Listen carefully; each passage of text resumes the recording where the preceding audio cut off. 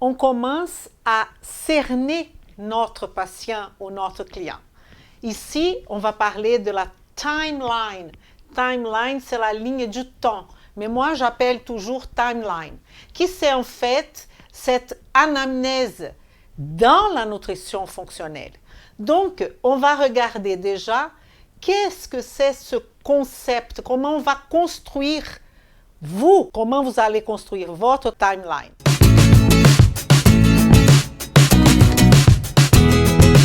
Vem comigo! Donc là, on va voir les concepts. Les concepts, c'est que vous savez qu'en termes d'anamnèse, vous avez déjà la vôtre peut-être. Et ça existe dans le marché plusieurs modèles d'anamnèse.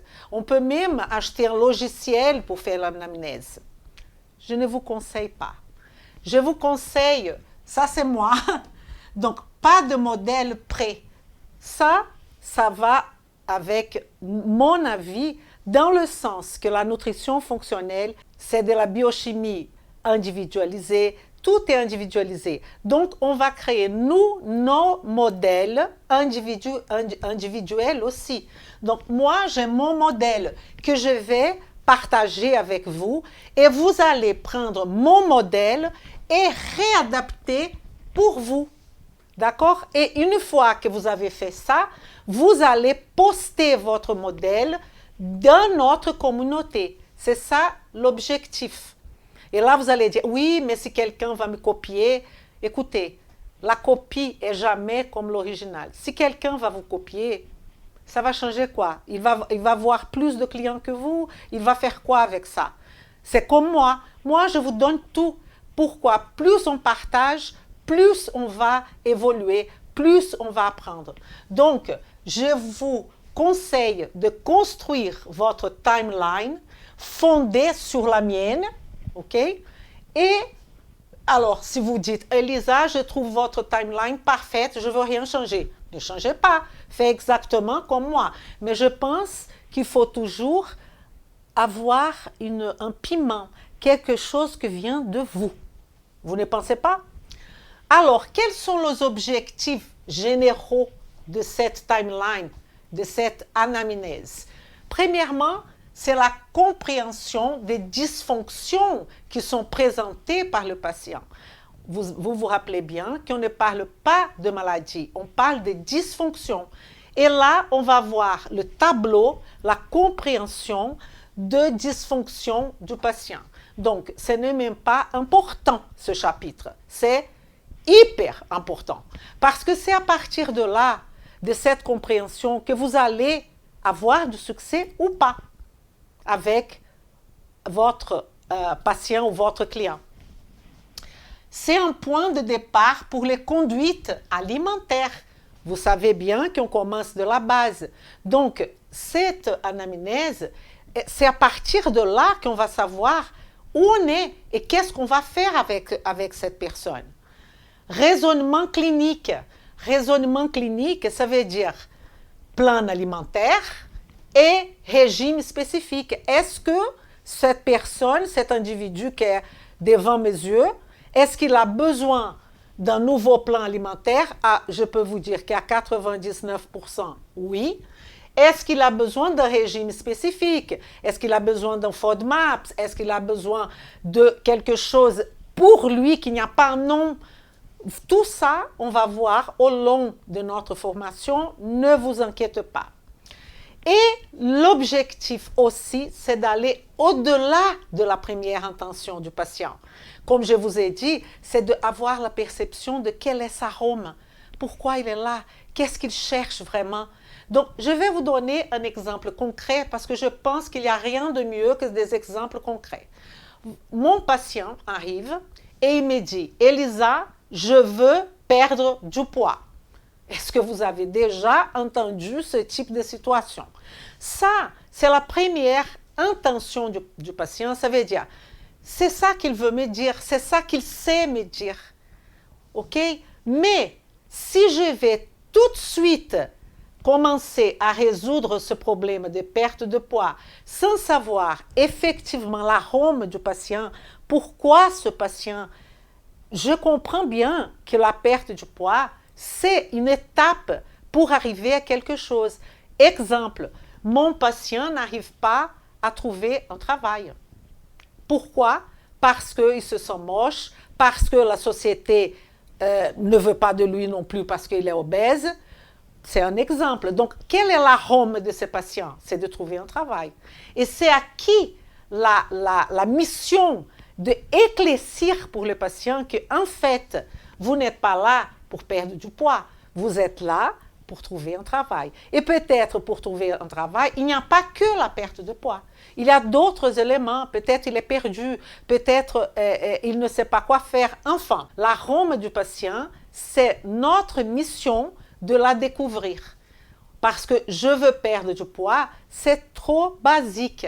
Je peux aussi, je veux perdre du poids parce que j'ai de la douleur partout, parce que je ne peux pas faire une activité physique que je voudrais bien, parce que je ne peux pas prendre mes petits-enfants dans mes bras. Donc, quel est l'objectif? Prendre mes petits-enfants dans mes bras, plutôt que tout simplement la perte du poids. Et on peut avoir dans cette Rome, avoir la possibilité de prendre mes petits-enfants, je veux faire du jardinage, il y a plusieurs choses. Mais tout ça, ça veut dire quoi? Que cette personne veut s'épanouir, elle veut faire des activités qu'elle a envie. Donc, il va falloir qu'on trouve avec elle une phrase, quelque chose qui traduit ce désir. OK? Donc, on ne doit pas penser à la perte du poids à court terme.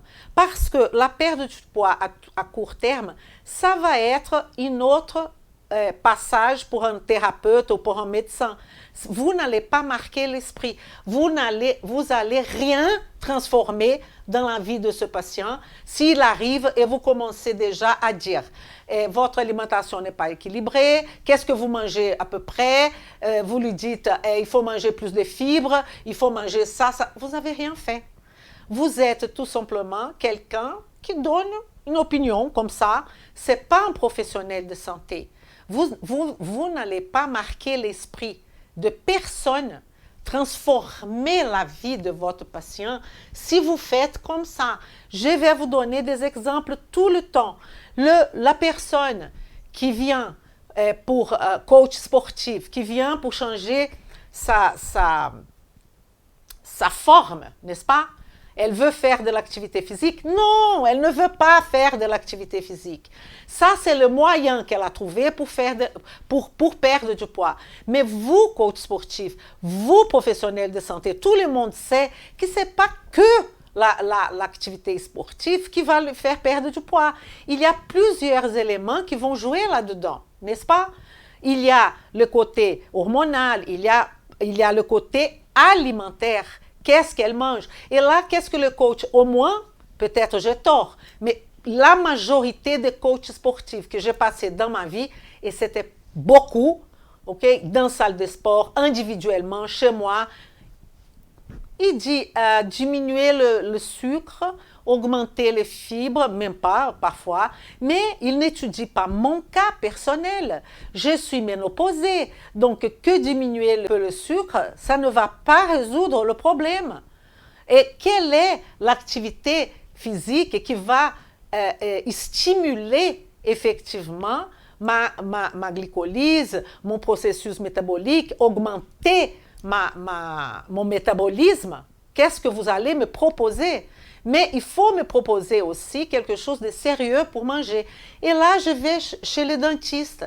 Les dentistes voient la bouche de la personne, voient que la personne est en surpoids, parce qu'elle est devant elle, et vous ne dites rien, comme si être obèse ou en surpoids, c'est normal. Vous ouvrez la bouche de la personne et vous commencez à traiter. Il y a plein de caries, il y a des problèmes parodontaux et vous dites rien.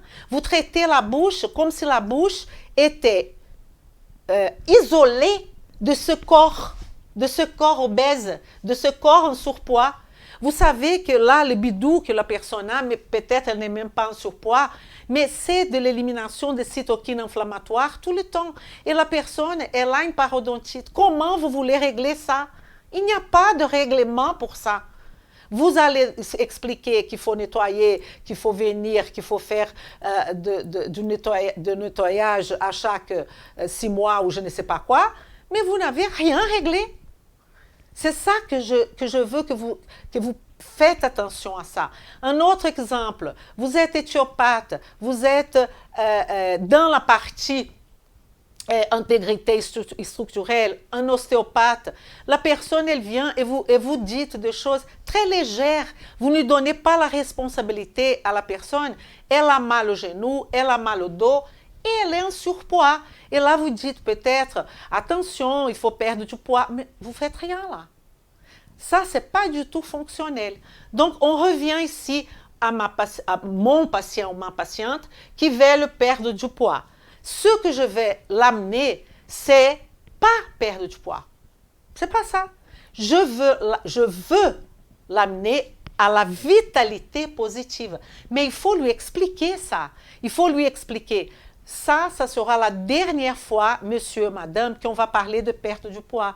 Parce que la perte du poids, c'est une conséquence de votre mode de vie. Tout ça, il y a le moment de parler, tout ça. Mais il faut lui dire, je suis là pour vous aider à la vitalité positive. Ce n'est pas le manque, absence de symptômes et de signes. C'est le bien-être. C'est se sentir en paix, se sentir aligné à vos propos, à votre vie, avoir envie de vivre en fait.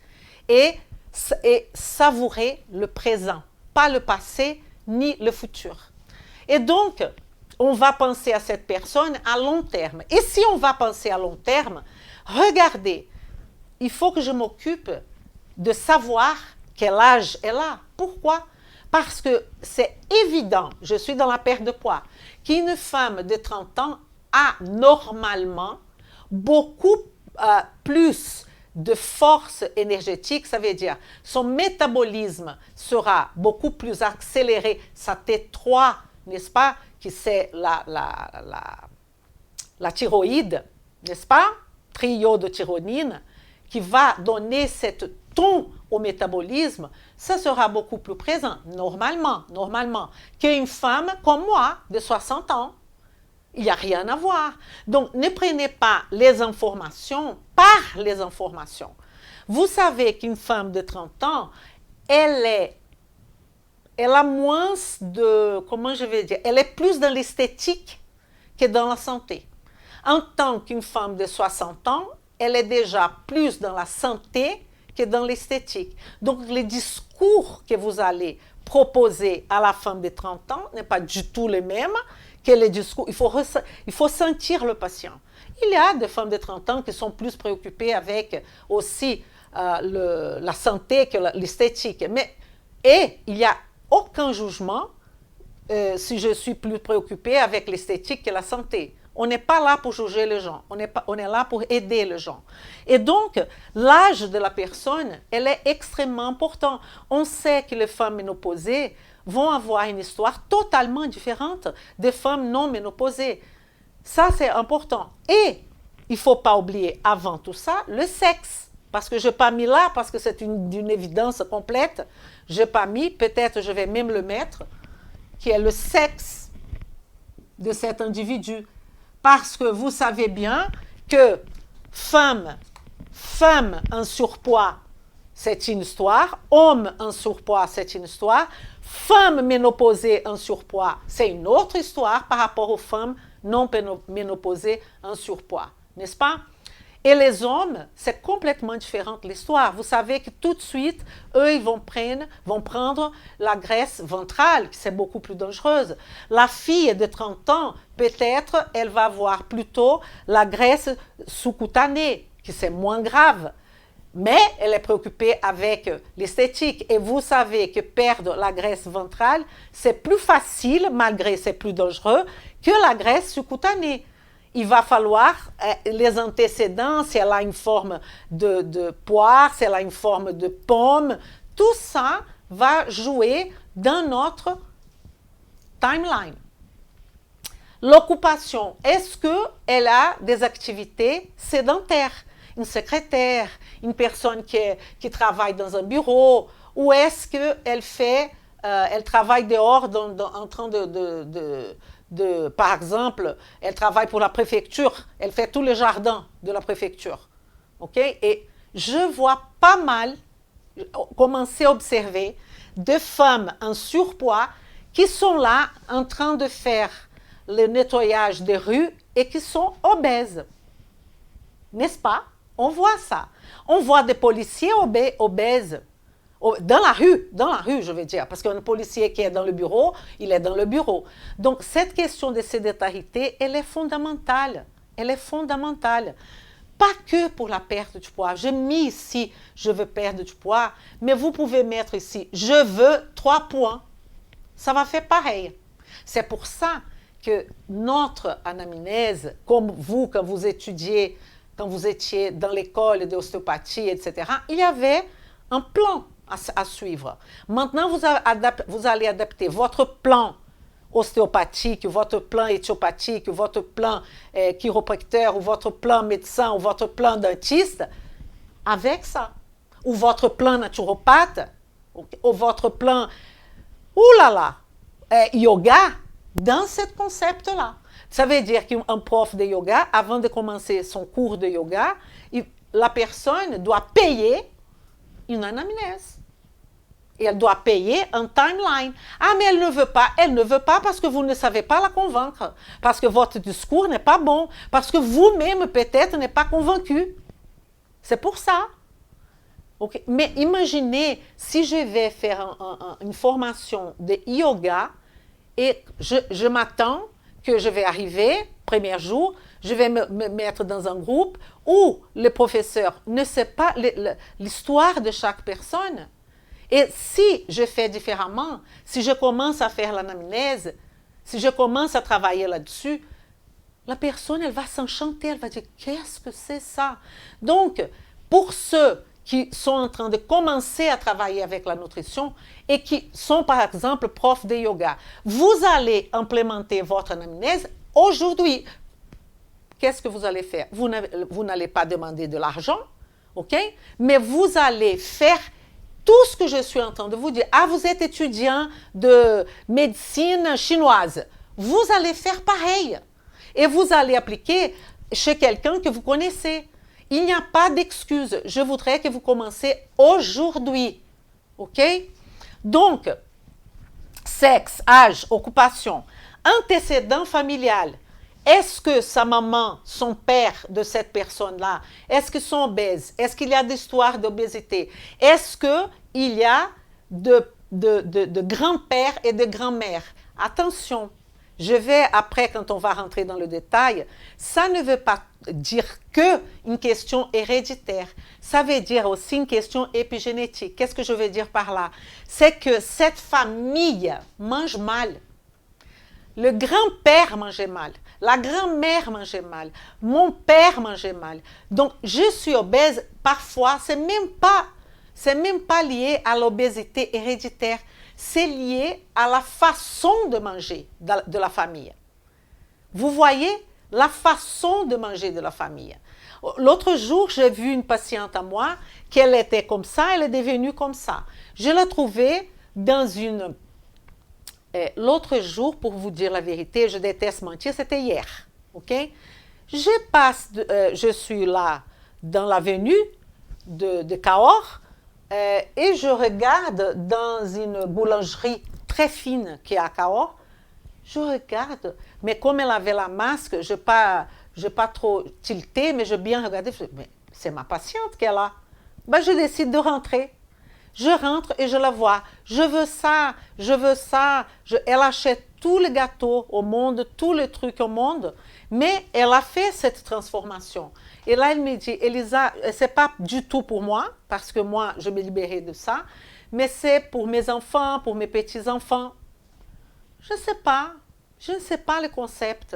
Ils vont rester avec elle pendant 1 mois et il n'y a pas un moment qu'elle montre sa façon de faire. Sa façon de faire. Chez moi, mes enfants, ils viennent, il y a des choses délicieuses. Hein? Ne pensez pas qu'il n'y a pas. Hein?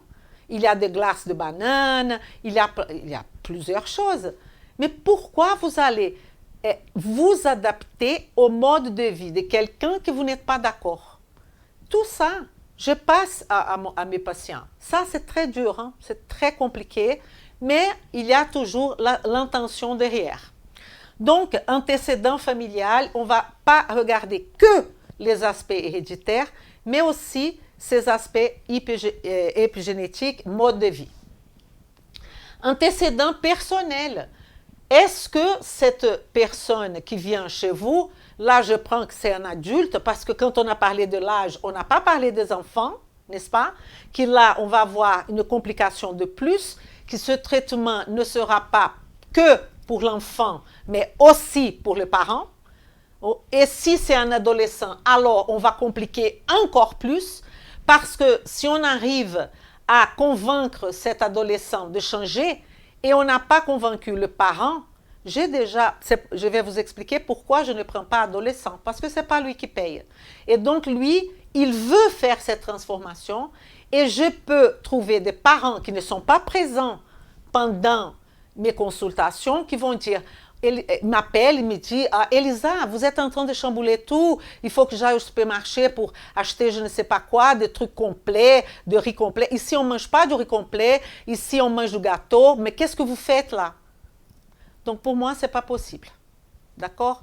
Je ne veux pas travailler avec l'adolescent et le père ou la mère de l'adolescent. Donc, parfois, et je dis bien parfois, je peux faire le contraire. Il y a le parent qui sont déjà mes patients et qui amènent l'adolescent ou l'enfant, mais l'adolescent veut venir. Il veut venir. Il ne vient pas obligé. Pourquoi? Parce que c'est la fonction des parents. Comme j'ai fait le travail de convaincre le parent, les parents ont maintenant la mission de convaincre leurs enfants, pas moi, de venir. OK? Enfin, antécédent personnel. Est-ce que cette personne, elle a été toujours en surpoids depuis qu'elle est née? Est-ce que ça, c'est d'une importance capitale? Parce que si elle est en surpoids, ça fait des années, elle a un raisonnement, je vais dire quelque chose de très fort, elle a un raisonnement de gros. Elle a un raisonnement d'obèse. Qu'est-ce que c'est un raisonnement d'obèse? Peur d'avoir faim. Regarde des choses et commence à saliver tout de suite. Ne sait pas faire la distinction entre faim psychique et faim physique. En revanche, si cette personne-là est une personne qui a gagné quelques poids, il est même devenu un surpoids important, parce qu'elle a eu des enfants, mais avant elle a eu un enfant, par rapport à, par exemple, sa grossesse, bon, ça veut dire que la grossesse était déjà pas du tout dans notre esprit fonctionnel. Mais bon, c'est pas grave. On va amener la personne à sa vitalité positive quand même. Est-ce qu'elle a un passé lourd de quête de perte du poids ou est-ce que c'est quelque chose ponctuel? Si c'est quelque chose ponctuel, peut-être, elle n'a pas ce raisonnement de gros. Parce qu'il y a le raisonnement de mince et le raisonnement de gros. Je vous donne un exemple. Quand on demande à une personne qui a une alimentation en termes de quantité, je ne parle même pas de qualité, de quantité, qui est suffisante pour elle, si vous lui dites, vous voulez une glace, elle dit, je n'ai pas faim. Non, merci, je n'ai pas faim. La personne qui est obèse ou qui est en surpoids et qui a un raisonnement de gros, elle vient de manger. Elle vient de manger. Une heure après, tu lui offres une glace, elle accepte. Tu lui offres n'importe quel sucre, elle accepte. Tu lui offres un truc à mettre dans la bouche, elle accepte. Elle accepte. Quand on voit ça quand on va en vacances. Vous savez, quand on va à la plage en vacances, vous voyez à 14 heures, toutes les personnes qui ont des raisonnements de gros, que j'ai dit, de raisonnement obèse, en train de prendre du chips, en train de manger des fruits, en train d'essayer une glace, et ils mangent, et ils mangent. Et après, ils vont, le soir, ils vont dîner, et après le dîner, vous savez, le tour du soir, ils vont remanger. Donc, ils mangent le matin avant d'aller à la plage, ils mangent quand ils sont à la plage, ils mangent quand ils sortent de la plage. Vous savez aussi, le matin, quand on est dans un villa ou quand on est en train de faire du camping le matin à 7 heures, vous voyez la queue pour le pain. Vous voyez les gens qui ont un concept, un raisonnement de gros, en train de prendre 5, 10, je ne sais pas combien de pain là, et il prend déjà sa bière. Donc, ils sont... Et là, vous pouvez me dire, ah Elisa, mais il faut prendre du plaisir. Ça, c'est prendre du plaisir. Pour moi, prendre du plaisir, c'est faire du surf. Ah, mais il ne peut pas faire du surf. Vous savez pourquoi? Il est trop gros. Il est obèse. Il ne peut pas. Pour moi, prendre du plaisir, c'est faire une marche avec la famille, c'est aller faire un camping, c'est faire un feu, c'est et jouer une musique. Pour moi, c'est ça, prendre du plaisir. C'est faire des activités avec la famille. Alors, il ne peut pas parce qu'il a son genou qui fait mal. Il ne peut pas parce qu'il a son dos qui fait mal. C'est ça que vous proposez comme vitalité positive. La vitalité positive va au-delà de ça. La vitalité positive, elle est l'absence de symptômes, elle est l'absence de signes. Et cette personne va se libérer, elle va pouvoir courir, elle va pouvoir prendre un vélo, elle va pouvoir... Ah, mais elle est obèse maintenant et elle a déjà une plaque dans son genou. OK, on va vers la vitalité positive de chaque personne, mais on va sortir... On va améliorer énormément sa qualité de vie. C'est ça qui est important. Et donc, et je suis que en train de parler d'antécédents personnels. Vous vous rendez compte? Maintenant, on va penser au déclencheur. Qu'est-ce qui a amené cette personne à être dans cet état de santé? C'est pas que le poids. Oubliez de se fixer sur les étiquettes. Je sais, il est venu pour la perte du poids. Je le sais. Mais vous, en tant que professionnel de santé, en tant que médecin, en tant que dentiste, en tant que tout ce que vous voulez, vous n'allez pas raisonner comme lui. Comme lui. Donc, lui, les déclencheurs, est-ce qu'il y a eu quelque chose qui a mis cette personne en train de prendre aujourd'hui, et là, je mets plusieurs cas de figure.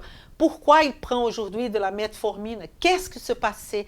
Qu'est-ce que étaient les éléments déclencheurs? Est-ce qu'il y a eu un accident? Est-ce qu'il y a eu une perte importante dans sa vie? Que lui, dans sa lecture, il a trouvé ça catastrophique, comme par exemple, perdre un enfant. Perdre un enfant. On peut déclencher énormément de choses. On va se laisser aller. Quels sont les éléments déclencheurs psychiques et quels sont les éléments déclencheurs physiques? Il n'y a pas que psychique. Il y a quelqu'un, par exemple, un exemple, qui était... Tous les exemples que je vous donne sont des exemples concrets de ma vie de dentiste et de naturopathe. En nutrition fonctionnelle, naturopathe fonctionnel. Un exemple, un gars qui faisait du rugby. Ok, il a fait du rugby, il jouait du rugby et il avait là 32 ans. Il était passionné pour le rugby, il faisait toujours du rugby. Bon, qu'est-ce qui s'est passé? Il a pris un coup là, au niveau de l'oreille, ok, il perd aujourd'hui un peu le sens d'équilibre pour voir le coup qu'il a pris. Ok, qu'est-ce qui s'est passé? Il ne pouvait plus jouer le rugby. Ça lui a tué. Il n'avait plus de propos, de projet, de propos. Il a perdu le propos. Donc, je vous demande, et il a gagné 32 kilos. Et là, je vous demande, ce monsieur Christophe, qui a gagné tout ce poids-là, ok, à cause du rugby, est-ce que vous êtes d'accord qu'il va arriver, il va dire, je veux perdre du poids? C'est ça qu'il va vous dire. Mais sa Rome, c'est quoi? C'est profond. Parce qu'il va falloir qu'on change le propos de Christophe. Il faut qu'il ait d'autres possibilités, d'autres projets. Et arrêter de penser au rugby. Vous voyez la profondité, quand j'ai dit qu'on peut transformer des vies, c'est dans ce sens-là. OK? Donc, l'élément déclencheur dans ce cas-là, il était fit, il était fort. En plus, il n'était même pas dans la position de derrière de ceux qui sont très braqués. Il était le type plus petit. Donc, et il a gagné 32 kilos, vous vous rendez compte? Aujourd'hui non, parce qu'aujourd'hui, il a changé son propos, tout a changé. Mais avant, il n'allait même pas sur le terrain pour regarder le rugby. Parce qu'il avait honte de son corps et les gens allaient le reconnaître. Donc, vous voyez que la profondité de ce problématique. Et là, vous allez dire, ah Elisa, vous me dites ça parce que c'est perdre du poids. Mais on peut dire, ça peut être aussi perte. Je viens ici pour gagner du poids. Ça se peut. Donc, l'être humain est d'une complexité pas possible. Et c'est pour ça qu'on va prendre toute cette complexité et mettre ici dans notre boussole, qu'on appelle la boussole de la nutrition fonctionnelle, pour que ça fasse du sens, pour qu'on puisse aider ce patient. Donc, déclencheur, l'alimentation du patient.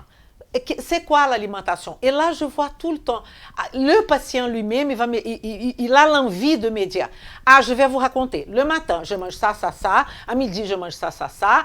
Bon, déjà, s'il sait par cœur son alimentation, ça veut dire qu'elle est monotone. Déjà. Ça veut dire que c'est toujours le même truc. Ça veut dire qu'il n'y a aucune rotativité. Et si on parle d'alimentation de quelqu'un qui est obèse, on peut parler d'autres possibilités. Est-ce que cette personne-là n'a pas un déficit nutritionnel? Parce que peut-être elle n'a pas une bonne, peut-être ou certainement, elle n'a pas une bonne absorption. Vous savez que les gens qui sont les plus dénutris sont les obèses. Ils sont totalement dénutris. Ce n'est pas parce que je mange des calories que j'ai de la densité nutritionnelle, n'est-ce pas? Et après, on va parler de l'hydratation. Il y a des personnes qui ne boivent jamais.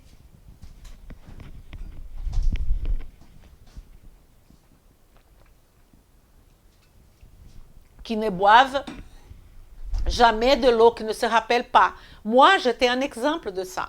Et la déshydratation, elle va faire des altérations même au niveau sanguin, au niveau de notre...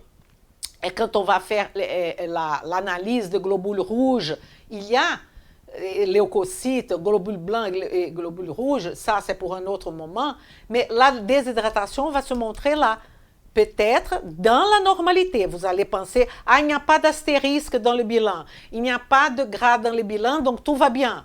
Non, tout ne va pas bien. Peut-être cette personne est déshydratée. Enfin, hydratation, alimentation, activité physique. Normalement, je dis bien normalement, ces gens sont sédentaires. Mais je vous ai donné l'exemple de la dame qui travaille pour la mairie et qui, elle, fait tous les espaces verts.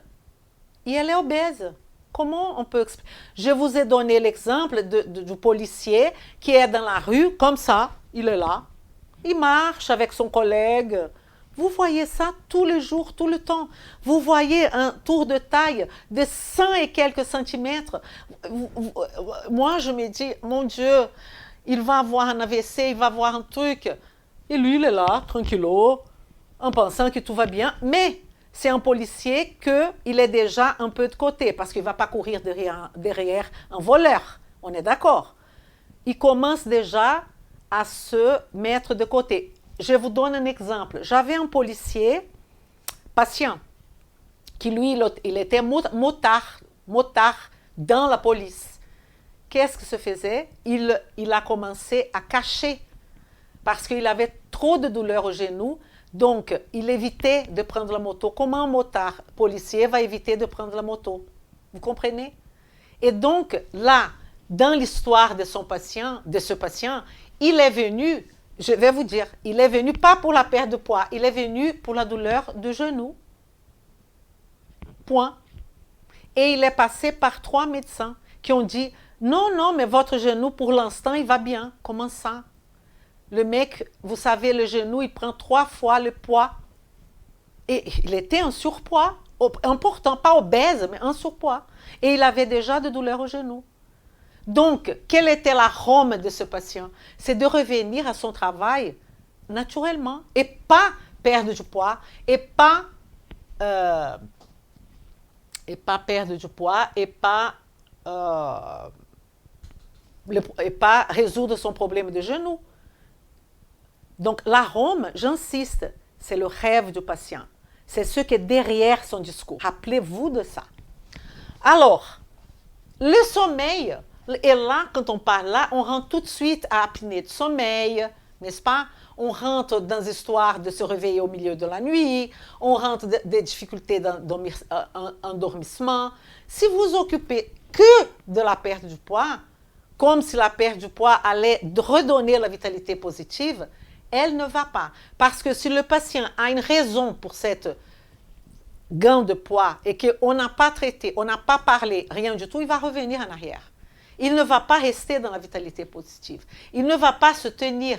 Est-ce qu'il a, par exemple, quelque chose de très important, un problème de déséquilibre de microbiote? Est-ce qu'il a, par exemple, beaucoup de champignons? Il peut avoir peut-être une candidose.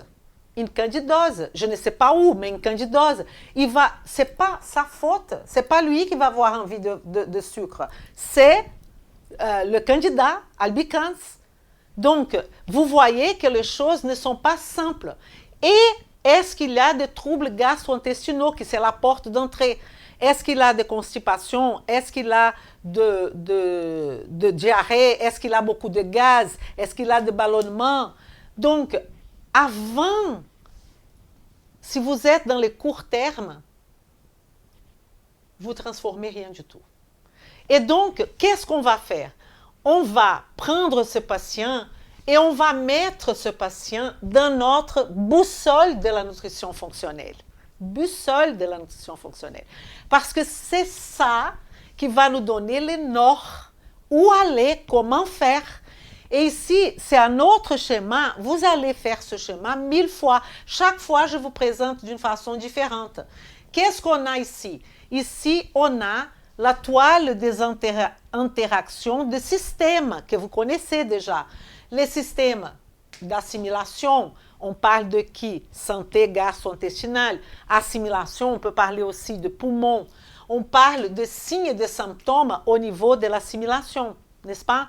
On parle de biotransformation, lieu de détoxification, d'élimination, lieu de détoxification, je suis désolée, c'est le foie. Et on parle aussi d'élimination, qui ça peut être à nouveau question assimilation, parce qu'il y a le caca, n'est-ce pas? Et on peut parler aussi de rein, question pipi, qui c'est une autre façon d'élimination. Et on peut parler aussi de... Donc, vous voyez que je répétais déjà, poumon là, ok? Et on a un facteur fondamental, l'énergie du corps. Et quand on parle d'énergie, on ne peut pas penser à la mitochondrie, évidemment. Et on va parler de tout le réseau énergétique qui vont faire partie. Donc, on ne parle pas de voie métabolique, mais de ce réseau métabolique qui est la glycolyse, qui est le cycle de Krebs, qui est la respiration cellulaire, qui est la cétogénèse, la cétolyse, la glycogénolyse, glycogénolyse, la glycogénèse, la néoglucogénèse, tout ça, c'est là-dedans, n'est-ce pas? Là-dedans. On peut parler aussi néoglucogénèse, on parle de protéines qui va devenir glucose, enfin. Après, avec, on a défense et réparation, processus inflammatoire, processus infectieux. On va parler de notre microbiote, qui c'est l'essentiel pour notre défense, qui est lié, ce microbiote, à notre système d'assimilation. On va parler de transport, santé cardiovasculaire. Pourquoi? Parce que cardiovasculaire, on pense aux muscles du cœur, évidemment, mais vasculaire, à tous les tuyaux qui vont, tuyaux artères, tuyaux veineux, tuyaux lymphatiques, où vont passer plusieurs molécules. C'est pour ça qu'on dit transport. Et on a la communication, comment notre corps communique avec les neurotransmetteurs, avec les hormones, avec le facteur immunitaire, exemple, NF-κB. Vous voyez, NF-κB, il est là, mais il est là aussi. Tout va se mélanger. Donc, intégrité structurelle, on peut parler de tout ce qui est structure, cheveux, les ongles, les os, les articulations, les muscles. OK? Maintenant, qu'est-ce qu'on fait dans le timeline, dans l'anamnèse? On va mettre cet individu que je connais. Je sais que c'est une femme qu'elle a 60 ans, qu'elle est ménopausée, qu'elle est sédentaire. Je sais qu'elle a une historique, par exemple, de viol dans sa vie. Je sais que depuis ces moments-là, elle est devenue obèse. Je sais donc, ce sont des antécédents personnels importants. Mais sa famille, en fait, est aussi un surpoids. Le père non, mais la mère oui. On sait que le déclencheur, je viens de vous dire. L'alimentation, j'ai déjà regardé. Je ne pas regarder. Je vais regarder après. Je suis en train de faire mon anamnèse. Donc, je ne sais rien. OK? Mais je vais lui demander quelques questions pour m'apercevoir quel est son avis à elle de son alimentation. Très important. Quel est son avis à elle de son activité physique? Quel est son avis du sommeil? Quel est son avis des troubles gastro-intestinaux? Donc, tout ça sera dans l'anamnèse et vous allez voir comment. OK? Donc, qu'est-ce que j'allais dire? J'étais où là? J'étais en train de parler du transport, communication, intégrité structurelle. Je viens de vous parler. Donc, ce que je voudrais, maintenant je me rappelle, je vais mettre cette personne dans ma boussole de la nutrition fonctionnelle. Ça veut dire que je connais les antécédents, les déclencheurs, le médiateur, peut-être, parce que médiateur, on peut faire des examens pour être plus dans la notion de médiateur, mais si je n'ai pas le médiateur, je suis en train de construire mon timeline avec cette personne-là, d'accord? Donc, dans mon timeline, après que j'aurai fait mon timeline, que j'ai compris des dysfonctionnements présentés, les points de départ, raisonnement clinique, machin et truc, je vais dire, c'est ça l'objectif. Donc, je vais mettre cette patiente dans la toile des interrelations, que la nutrition fonctionnelle appelle matrice de la nutrition fonctionnelle, que parmi vous, il y en a la majorité qui connaissent déjà. On a ici le centre, normalement je mets le thérapeute et le patient, mais là je vais mettre que le patient parce que je suis en train de concentrer sur son histoire. Il y a les aspects spirituels, quel est le propos de cette personne? Est-ce qu'elle a un propos? Vous vous rappelez, c'est pas que ça, propos, on va développer ça évidemment, mais propos, je vous ai raconté l'histoire de Christophe, qui est le rugbyman. Il a perdu son propos. Et donc, ça va justifier ce gain de poids. Est-ce que, mentalement, quelle est sa perception de la vie? Et là, on rentre avec la psychologie positive. C'est quelqu'un que, si son chat est décédé, est mort, il va dire, j'achète un autre chat, ou c'est quelqu'un que, si le chat est mort, il va voir comme s'il a perdu un membre de sa famille et il va prendre des années pour se refaire. Les événements sont les mêmes. Hein? La mort du chat, c'est la même. Hein? Il y a un chat qui est mort pour une personne A et un chat qui est mort pour une personne B. Mais quelle est sa mentalité? Elle a une mentalité plutôt positive ou négative? Évidemment que ce n'est pas aussi simple, parce qu'elle peut voir une mentalité positive pour certaines choses, une mentalité négative pour d'autres. Mais là, je suis en train de vous donner le panorama et l'importance que vous allez construire et que vous allez réfléchir. Comment réfléchir à propos de ce patient pour pouvoir lui présenter un traitement qui va vers la vitalité positive. C'est pour ça qu'on est là, d'accord? Donc, je vais prendre cette patiente. Si cette patiente, elle a des signes et des symptômes d'assimilation déjà, si elle a des problèmes de constipation, des problèmes de diarrhée, etc., on peut imaginer qu'elle a une diminution de son absorption intestinale. Si elle a une diminution de l'absorption intestinale, ça veut dire qu'elle va avoir des carences alimentaires. Ça veut dire qu'elle peut avoir, par exemple, des ongles cassantes, des chutes de cheveux qui seront expliquées par ce problème d'assimilation. Un exemple. Mais elle peut avoir d'autres problèmes d'intégrité structurelle directs. C'est quoi? Elle va avoir douleur de genou. Elle va avoir douleur, elle va voir tous les ites. Elle peut avoir, ça va dépendre de son terrain. Sinusite, Elle peut être là. Elle peut avoir des intolérances alimentaires. Elle est là. Elle peut avoir sinusite, inflammation. Déjà, si elle est en surpoids, il y a à partir des adipocytes la libération des cytokines inflammatoires. Donc, je vais la mettre là aussi. Mais je vais la mettre là par rapport à ces signes et symptômes qu'elle me raconte. Je ne vais pas inventer des choses. Donc, elle me dit, Élise, j'ai de douleurs aux deux genoux. OK? Ah ben, je mets douleur de genoux là. Et normalement, les gens allaient mettre là. N'est-ce pas? Je mets là. OK? J'ai des problèmes d'assimilation, intestin, tout ce qui est intestin, on va mettre dans l'assimilation.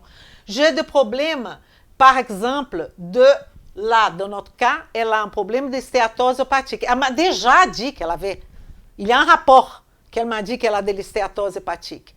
Donc, on va mettre déjà là un problème. Surtout, elle va avoir des problèmes de biotransformation, de détoxification. Elle peut avoir des problèmes d'élimination aussi au niveau rénal.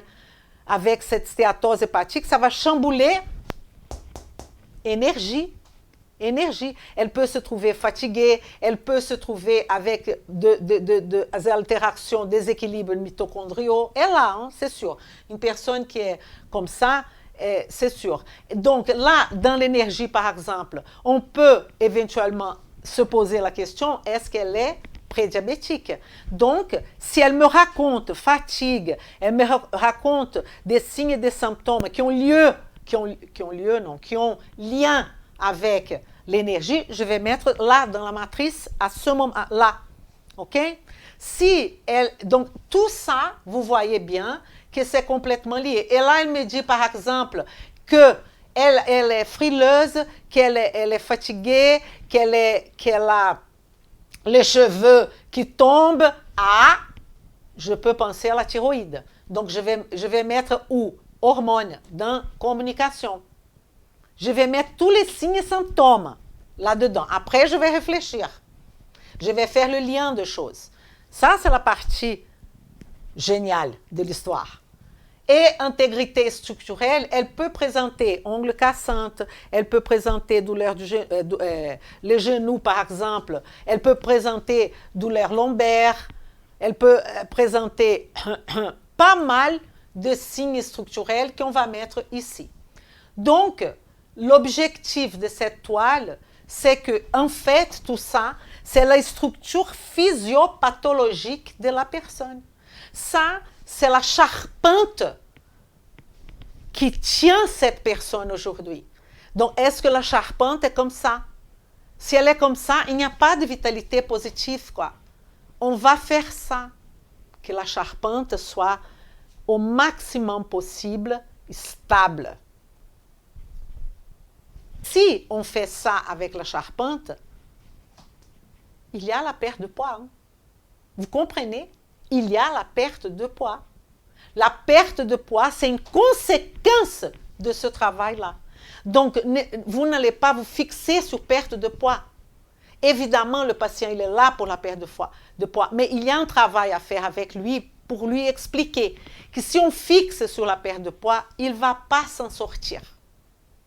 Mais si on fixe sur la vitalité positive, là oui.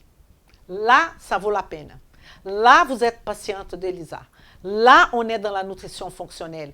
Là, on est dans la médecine fonctionnelle. Là, on est dans la odontologie fonctionnelle. Là, on est dans les coachs sportifs fonctionnels. Parce que vous allez travailler ça. Chacun à son niveau, évidemment. Relation entre les axes corporels. Vous comprenez? Il y a les axes corporels qui sont tous présents là. Il y a l'axe de l'intestin, le système biologique.